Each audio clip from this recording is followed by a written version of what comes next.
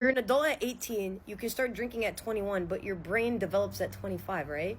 Make that make fucking sense. The age of adulthood in the United States is considered 18 for two reasons. One being somewhat because of age of consent laws, and two because of the drafting age of World War II.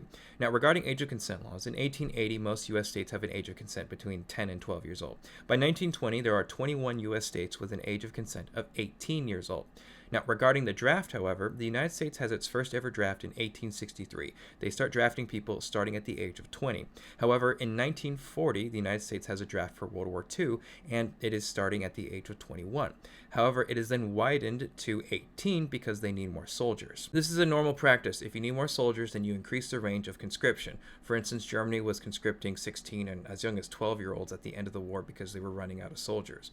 However, fast forward to the 1970s. The United States is fighting the Vietnam War, and they're drafting 18-year-olds to fight in Vietnam, yet they can't vote until they're 21. The voting age is set at 21 because of English common law. English common law, as far back as the 1200s, established the age of 21 as being when someone adopts full legal and military responsibility for themselves. This creates the slogan, old enough to fight, old enough to vote, and in 1971, the 26th Amendment is passed, lowering the voting age to 18 in the entire United States. During this time, the drinking age is also 18. However, because of drinking and driving incidents, which happen a lot among young people, in 1984, Ronald Reagan passes the National Minimum Drinking Age Act, which incentivizes states to raise their drinking age to 21.